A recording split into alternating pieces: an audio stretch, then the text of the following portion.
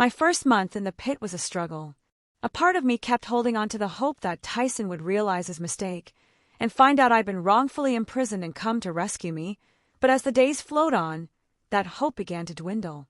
Kale and I worked on our new tunnel, but the morning sickness was making it difficult for me to stay in the damp tunnel for long before I was throwing up. I often cried myself to sleep, but my alpha would just hold me in comfort and whisper that the pain would lessen as I adjusted to the new reality. The day of the food supplies, I was determined to get the chicken. Kale told me he'd changed his mind and that he'd train me, but I wasn't hearing it. I was getting that chicken. We stood at the entrance of Kale's territory and I looked around. It was dark, but I could still see several others, all holding weapons as they too waited. Why don't they just all work together and share everything? Kale looked at me like I was crazy. Girl, one day soon you need to remember that you're imprisoned. This isn't a day spa. You have to fight for what you want or you and that kid are going to die. I'm not going to be around forever to protect you. We'll be out long before you pass on. For your sake, I hope that's true. As the heavy platform creaked, Kale straightened. This is it, Lyra. Don't let your conscience rule you or you'll die. I nodded and focused. The smell of raw meat, grains, fresh water, and other items wafted in as the platform lowered, and then I heard the chicken. There was at least 4. When the platform was low enough, Kale yelled, "Now!" Immediately, the cries of desperation of the other prisoners erupted. Men and women lunged forward, clawing at each other, growling and attacking with their crude weapons.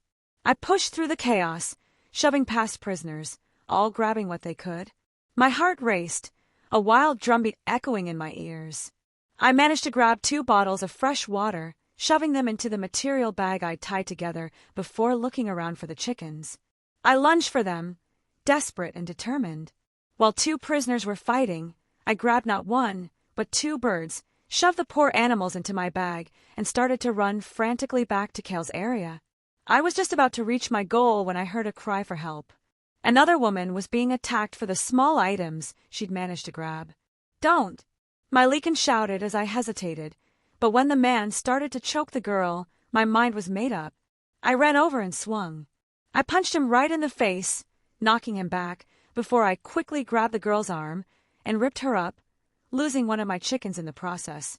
It was frazzled, but trying to escape, and I quickly went after it. I managed to grab it by one of its legs when the man I'd hit grabbed my arm. "You're going to pay for that, you *TCH. A sharp pain shot through my arm as he slashed at me with his dirty blade and tried to get me to release the chicken. I stumbled back, blood dripping from the wound, and the chicken slipped from my grasp again. The man grabbed it, but I kicked at my leg, making hard contact with his groin, and he fell to his knees. I then thrust up my knee, hitting his jaw and knocking him out. I quickly grabbed the chicken and turned back to the girl. "Are you coming or not?" She looked like she couldn't believe what she was hearing, but nodded, and we ran back to Kale's territory to find him waiting with all of his goods. "Have you lost your mind?" he shouted, and the women cowered. "You could have gotten yourself killed saving this girl. Get rid of her. We don't need another mouth to feed." "No!" I shouted, and he looked at me in shock. I took a steadying breath. "Forgive me, Alpha. I owe you more than I can ever repay, but I will not let this place change me. I will not sit back and do nothing while someone is in need of help. And that is exactly what's going to get you killed. Please, can she stay?" He looked at her.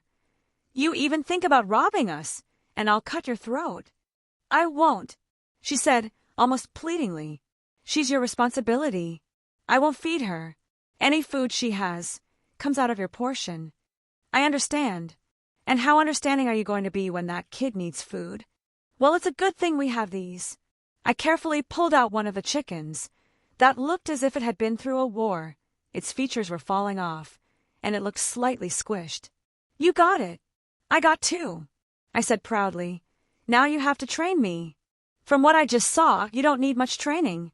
He smiled and took one of the chickens. "We're eating this one tonight. The one is for eggs." "Okay," I said easily. I wanted to eat something other than rat. Kale had confessed to me what the meat was that we'd been eating. It was rat. Large rats lived here in the pit. How they got in was beyond me, but there were loads, and we'd eat one every day. Clean up that cut before it gets infected. As Kale walked off to kill the poor little chicken, I turned to the girl. She was covered in dirt, her clothes torn and covered in goddess knows what, and her brown hair was thin and patchy. She had bruises visible under the dirt on her skin, and several scars. "I'm Lyra, and that's my alpha, Kale." "You are?"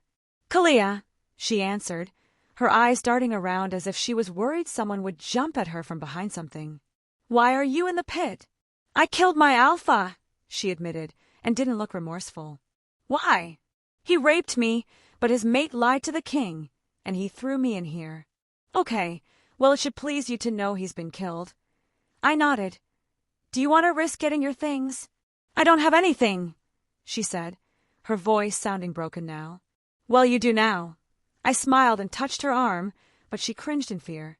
"No one will hurt you." "Unless you try to hurt us, of course. In which case, we'll kill you." "I won't." She shook her head. "Come on. Let's get you settled." After making her a bed with some old cloths and some cardboard boxes, I turned to see her standing with her back against the wall. "It's not much, but it'll do. It's better than what I've used for the past 3 years, she told me as she walked over, and then she froze. "Your cut, it's healed." "I heal quickly." I smiled. "Here." I gave her one of the water bottles. "We share everything here, so what did you get?" She sat down, and I copied her as she pulled out a bag of rice, 4 apples, and some packets of biscuits. "Good haul." I smiled and picked up the rice. "This will go great with the chicken. Sit and rest. You really are safe now." We enjoyed a feast that night, chicken and rice, and an apple each for dessert, and for the first time I went to bed full. Kale didn't follow through with his threat, and gave us each the same size portion of food. Kale had managed to get 4 bottles of water, rice, a load of bread, a few oranges, and some of the meat. Having an alpha on your side was a bonus, but from what I could hear from the others, the ones who tried to *P me on my first night, they'd gotten the bulk of the food, and were lording it over everyone. Fear was my constant companion in the pit. Days turned into weeks, that turned into months, and Alpha Kale and Kalia became my lifelines, and we'd even helped 3 more prisoners, a man named Felix who was sent to the pit because his alpha claimed he was a dangerous rogue, but it was clear the boy wouldn't hurt a fly.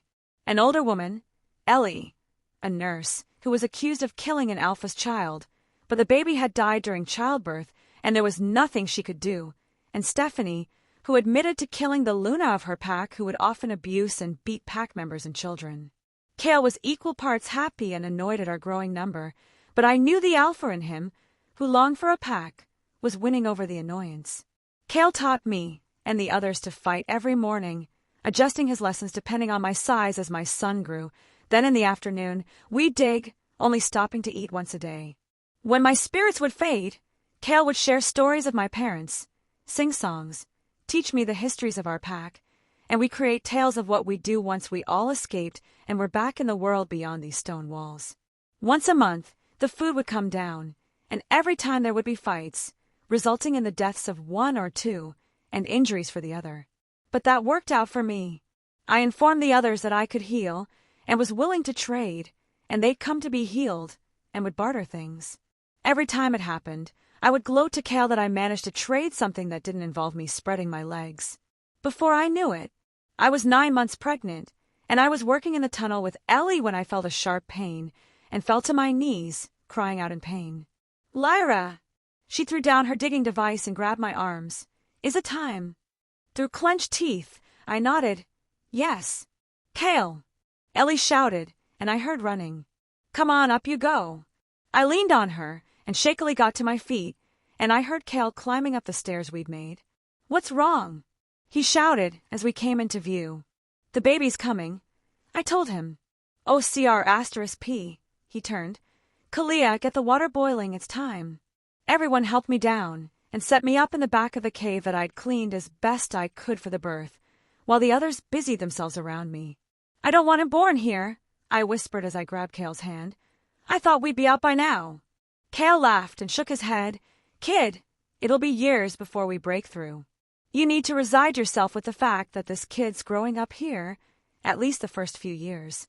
"Don't worry about that right now," Ellie told me. We're focusing on bringing this baby into the world. I'm lucky you're here. I smiled at her. No offense, honey, but I'd rather be anywhere else. I laughed and lay back. Get some rest while you can, she told me. You're in for a long night. I nodded and closed my eyes. I couldn't help but wonder what Tyson would think about his son, an heir being born in a hole in the ground, surrounded by waste, piss, and blood. But when I heard my makeshift pack rushing around helping me, I smiled. No, my son was being born around love and family, even if it was in the darkness. He was my light in the darkness, my most precious treasure, and I vowed to get him out of here. I would get him free.